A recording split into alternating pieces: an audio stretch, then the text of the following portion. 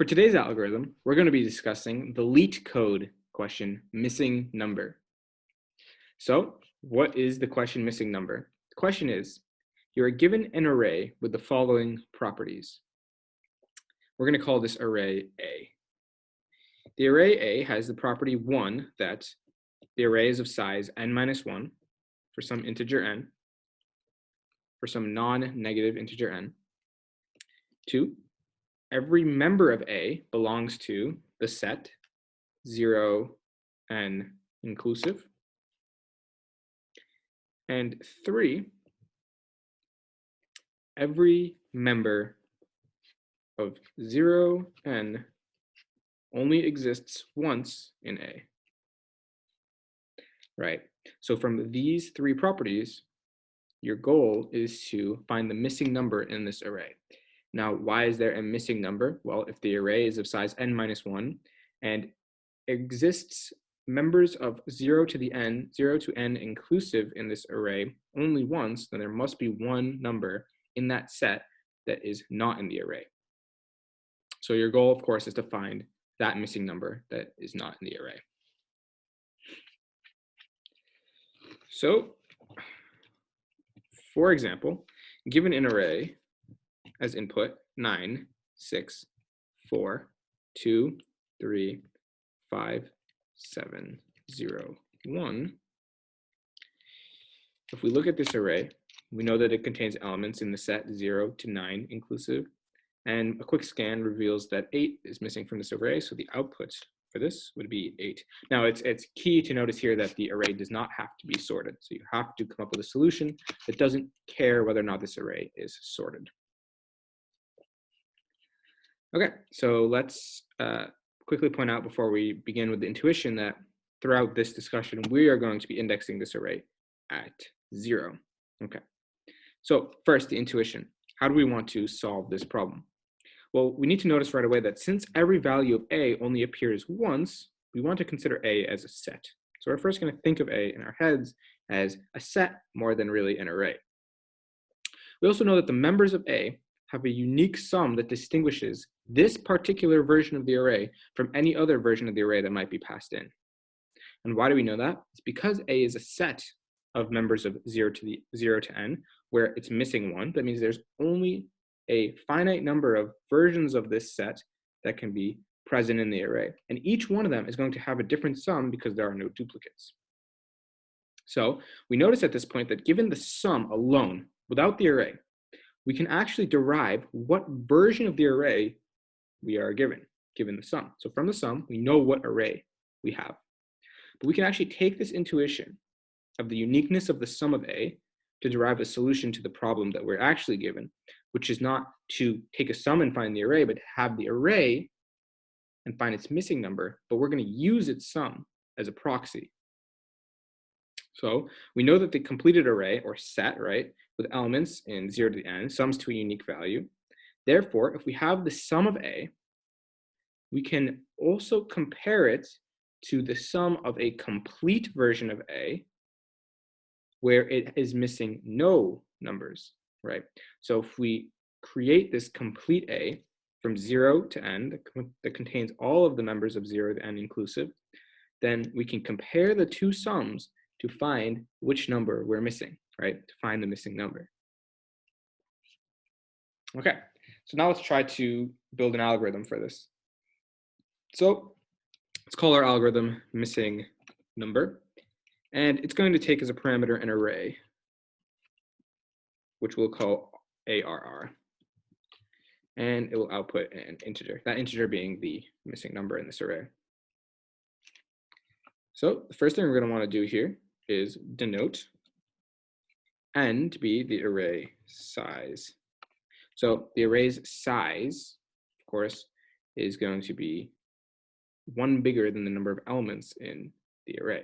So we're also going to denote another element, result, which will initialize at 0. So now we have the size of the array, and we have a variable in which to store how dissimilar we are from a perfect array that contained all the elements. So the next thing we have to do is loop from I equals 0 up to n-1, right? We're going to loop over the entire array we're given, and we're going to append to result. We're going to add to result our current index, I, right? Because if we imagined a perfect array that contained all the elements, we could also imagine it was in sorted order and it'd have the same unique values. So we're going to pretend that we have a sorted array of all the elements. So we're going to add I, its first, or its ith element, right? In this situation, its first element, which in this case is 0. And then we're going to subtract the value at index I from our array, right? Because addition and subtraction do not care about the order of the elements, we can do this and we can pretend that we have a sorted or unsorted array, doesn't really matter, but for our sakes, we're pretending it's sorted. And we're taking the element from our original array and we're subtracting the element from our actual array, right? So we're taking the element from our perfect array and subtracting the element from our original array. And we're going to find out after that how far we are from where we need to be.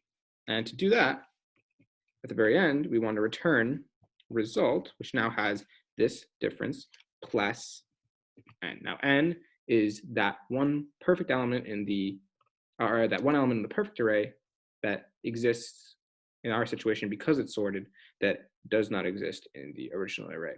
But the actual element that doesn't exist, or the missing number, is going to be derived from the sum of this new n plus the result, which in this situation will be negative. Okay, so let's trace this code here. We're actually going to trace this on the original input that we started with at the very top, which is the array 9, 6, 4, 2, 3, 5, 7, 0, 1. We already know what the output is going to be, but we're going to trace over this anyway, just to show how the code is working. So we pass this array A into our function. And the first thing we need to do is set n to its size. And its size in this case is 8. 0, 1, 1, 2, 3, 4, 5, 6, 7, 8. Size is 9. Just kidding. 1, 2, 3, 4, 5, 6, 7, 8, 9. Yeah, size is 9. And we're going to set initialize result as well to 0. Next thing we're going to do is going to loop. So we'll initialize a new variable, new local variable I, starting at 0. We're going to loop until, we'll say I until n minus 1, which in this case is 8. And now we're going to add to results. So we'll start at the 0. We're going to add I as it's incrementing, and then we're going to subtract our value at array at index I. So we're going to get 0 plus 1 minus 9 plus 2 minus 6 plus 3 minus 4 plus 4 minus 2 plus 5 minus 3 plus 6 minus 7 plus 7 minus 0 plus 8 minus 1. Now we take this big number here and we can strike any pairs like 7 minus 7 and plus 7, minus 6 and plus 6, minus 3 and plus 3, minus 4 and plus 4, etc. Until we're left with our value. And at that point, we're just going to add n, which is the size of the array. In this case, the size is 9, so we just add 9. And once we add 9, we can even strike minus 9 and plus 9, which leaves us with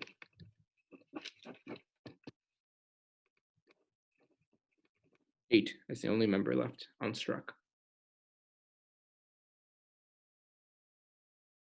So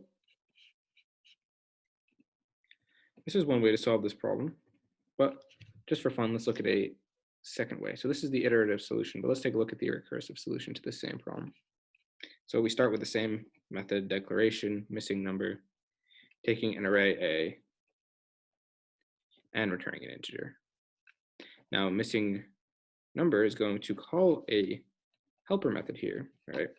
Because we know that there are not enough parameters in this current method in order to do this recursively. Well, not in an easy way, So to make our lives a little easier, we're going to make this call a helper method.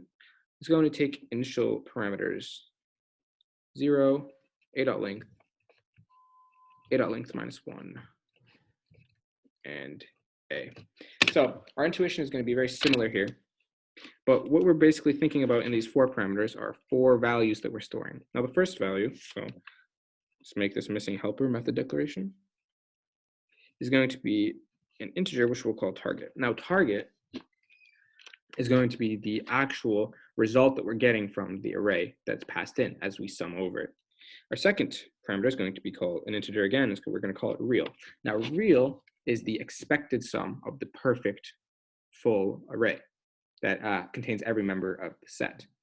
So we're just going to be adding our index, or our I, which is going to be the next parameter, int I, which is just going to trace the index of the array A as we loop over it. So I is just going to be added to real, and that's how we're going to count what the perfect sum should look like. And lastly, we need to pass in the array A as our last parameter. And this is going to output an int. So our first thing we need to do when we're considering a recursive implementation is consider what our base case is. Now our base case in this situation is when our index is below 0. Because we're 0-based index, once we're below 0, we know that we've looped over the entire array. So if I is less than 0, we want to return real minus target. Why? Because real is the sum of the full array, and target is going to be the sum of our version of the array. So real minus target is going to give us the leftover number that's missing from target. And lastly, we're going to return, as our recursive case, missing helper with the parameters target plus a at I, right? Because we're going to sum to target so we can get this first sum, this imperfect sum. We're going to add real plus I, so this is going to build our perfect sum. We're going to decrement I by 1 so that we can loop over the array backwards. And we're going to pass in our array once again because we need to keep the reference to it. Now I just want to make a quick note that the reason that we pass in a.length as the second parameter of the initial recursive call in missing numbers method is because we want to be able to make sure we get every member of the perfect array, and we wouldn't get every member of the perfect array because we are only looping over the size of the imperfect array, which is smaller. So to make up for that, we pass in the length as its first element initially. Okay, so these are the 2 methods, 2 ways to solve this problem. But let's analyze the runtime and complexity of both of these methods and consider, which one is the better way to solve this problem. So for the first thing we want to consider is the iterative solution, which pretty easily we can figure out that we only loop through the entire array once, so our runtime is only of the order of the size of the array, n. So we can safely say that this is a linear runtime solution. Now we don't use any additional data structures here, so we don't have to worry about that restriction either. Now in terms of readability, the code is very clear as to what it does. We're simply going to add and subtract the integers inside of the array and inside of the perfect array as we loop over it. So that's a plus. So it's clear, it's linear, and it doesn't require extra data structures. But let's take a look at the recursive solution. Now the recursive solution, we also go over each number once, right? So until we're at index 0, so it's also of the order of n in terms of runtime. This we can say is also linear. However, the recursive solution requires the use of a stack in order to store the recursive calls.